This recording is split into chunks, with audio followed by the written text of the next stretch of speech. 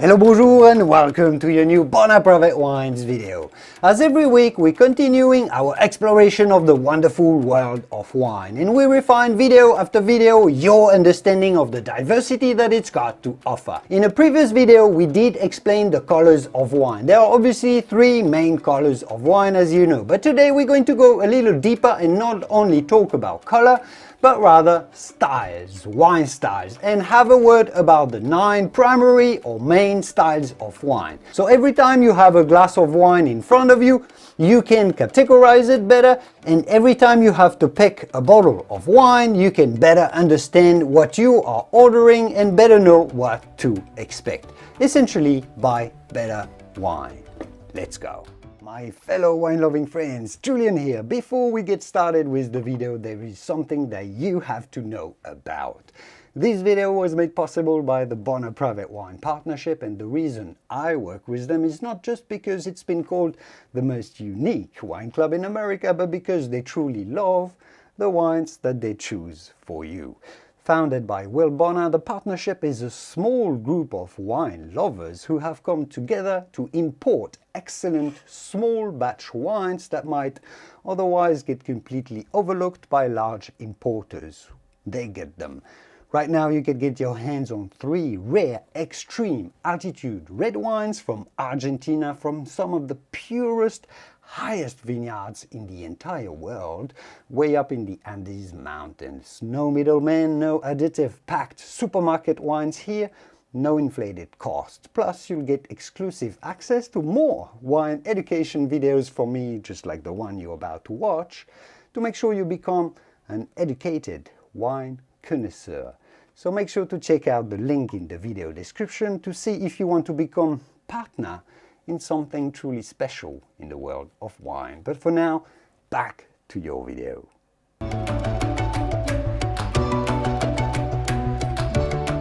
So let's start with perhaps the most obviously joyful wine style. Of course, as you know, you have 2 very distinctive types of wines: still wines and sparkling wines. Sparkling wines have a high concentration of CO2 in them, so much so that the carbon dioxide that they contain wants to escape and forms bubbles. They are, if you wish, carbonated like a soda is, but the huge majority of sparkling wines we buy are naturally carbonated, unlike sodas. The CO2 comes from the natural fermentation of sugars in a pressurized environment.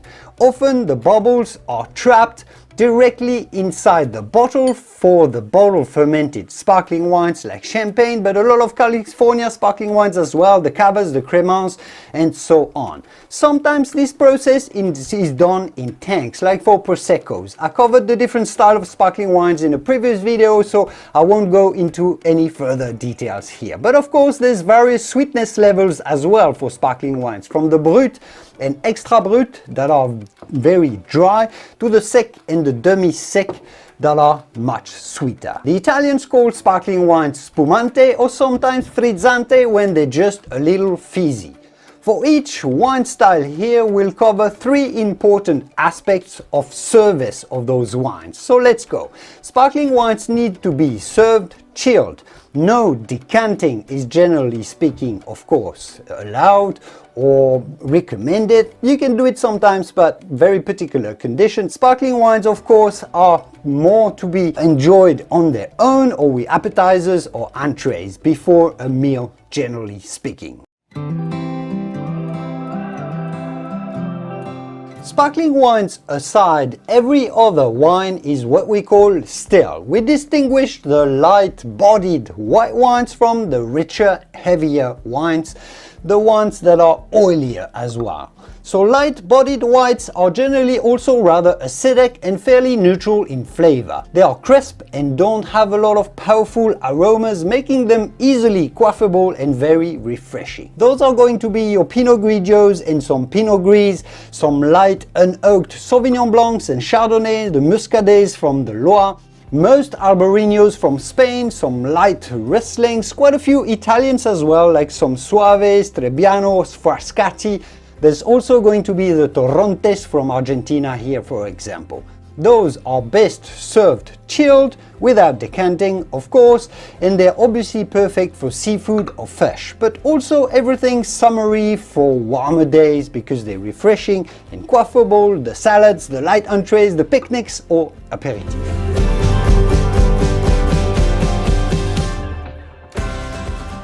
Often you'll find that people who like red wines more, when they go to white wines, they prefer this full-bodied style. That's a lot to do with your perception and affection for acidity. Some people simply love acidity, others less so, and this actually determines a lot of your preferences with wine. So does your loving of sugar as well, or not. Full-bodied wines are made from grapes that tend to give more texture to the wines. They feel oilier in your mouth, they coat your palate more. This is often accentuated by the winemakers through an aging in barrel and the influence of oak, as well as the aging on lees. The dead yeast that we call lees are kept in contact with the wine in tank or in barrel, which increases the oily texture of the wine. Very important. Full-bodied wines tend to be made in warmer areas as well. That's why California generally makes this style, like of course your big oaky Chardonnays and the oaky Sauvignon Blancs or Fumé Blancs that are full-bodied too. In the Rhone Valley of France you will find the Viognier grapes. Wines made from that grape, sometimes elsewhere outside of France as well, are very rich and oily.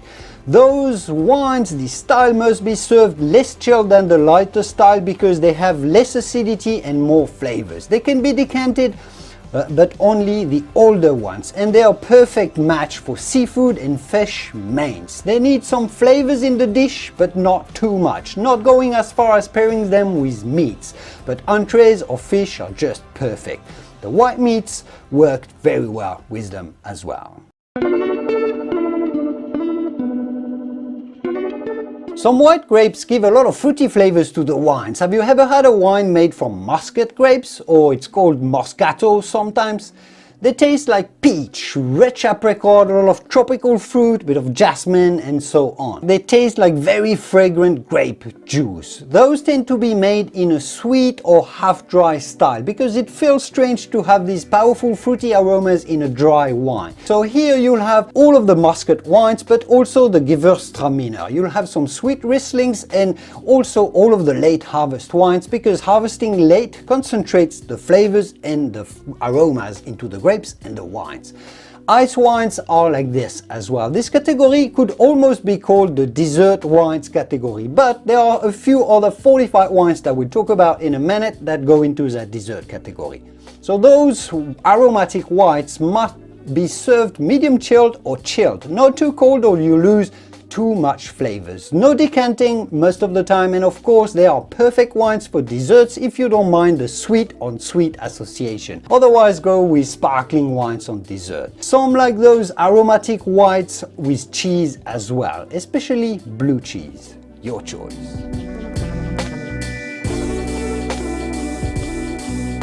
Of course, rosé is the intermediary style between red and white wine. Are they really? Well, no, rosés are essentially much more like white wines, but generally made with red grapes. But to make rosé, winemakers don't extract all of the colors, not as much as they would for making red wine, and more importantly, they don't soak the skins of the red grapes to get the tannins, so no or very little tannins in your rosés. So rosés are generally really more like whites in terms of serving and pairing. It's just that they have a little more red berry flavors to them. They are served chilled and paired with appetizers, salads and entrees, as you know. They go well with seafood and fish as well, even though, if you ask me, not generally that perfect for that. We generally distinguish the light, pale and dry style of rosé that is typical of Provence in France from the darker ones that tend to be fruitier, some might say heavier, and they are often made in a sweeter or off-dry style too. It comes down to personal preference which one you prefer. Do you know which rosé you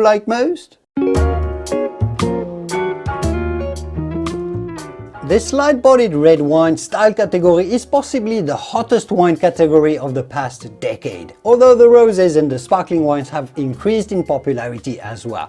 And that's because a lot of people move towards lighter wine styles, less heavy, with less alcohol as well. Of course, this is the territory of Pinot Noir.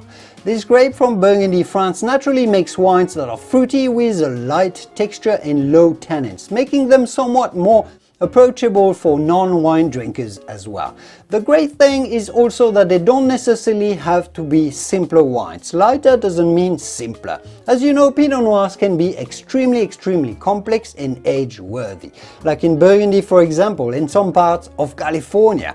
And fine Pinot Noirs, the problem is that they are rarer. They are a little bit alone in this category of fine but light red wines, so they are scarcer, therefore a little bit more expensive. But know, however, that there is a great alternative that is often much more affordable, and that's the wines made from the Gamay grape, another French grape, which is a grape that is quite similar in style. In France, those wines from Gamay are made in a region that is called Beaujolais. If you remember, you had one of those Beaujolais in your French wine selection, which this particular example was, if you ask me, absolutely quite phenomenal.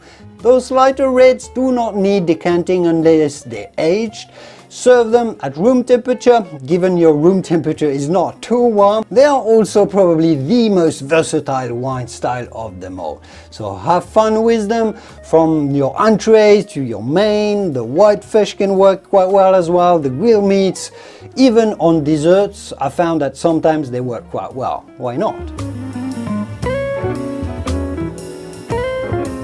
Of course, those are your richly flavored, intense, dense and tannic reds. What do you need to know about them? Well, number one, they are generally made in warmer climates and from grapes that have been specifically selected for giving a lot of color, a lot of body, a lot of flavors and a lot of tannins to them.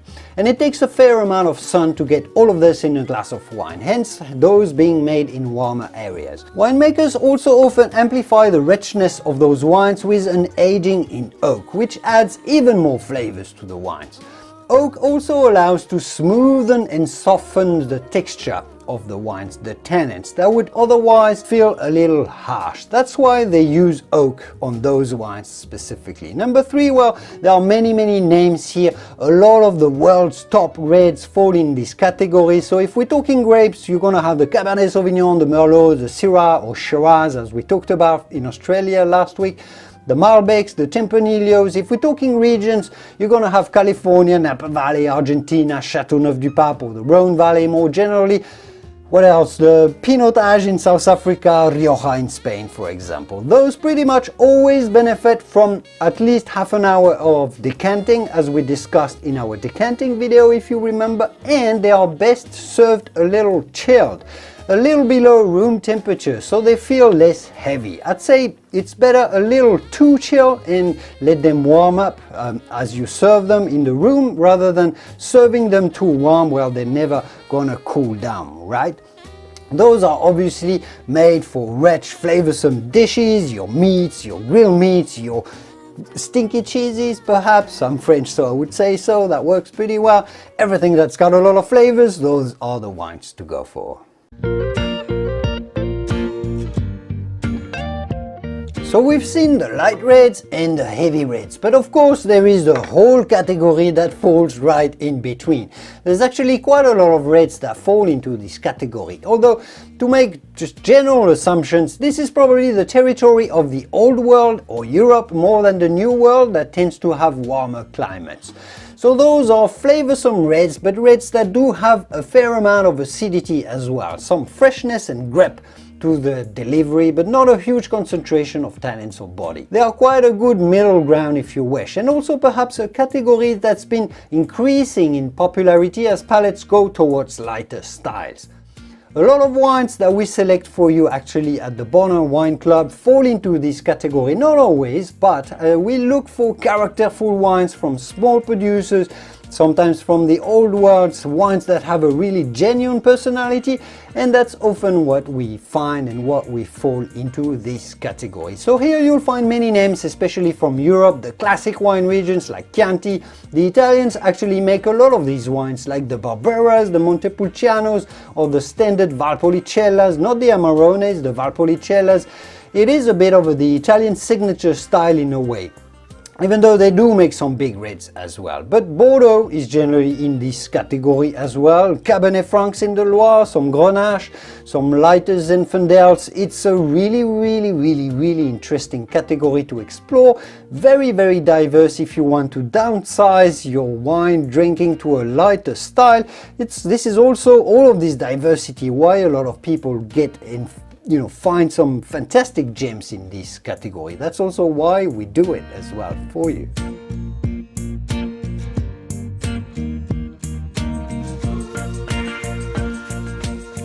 And finally, there is also a whole category of wines that will probably require an individual entire video about them that I might get into at some point, and that's the category of the fortified wines. So these wines are the ports or the sherries, the fortified muscats that you may have heard about. Essentially, fortified wines are fermented a little bit like any other wine, but then pure alcohol is added to them, what we call in French the mutage process. The alcohol is generally added for two reasons.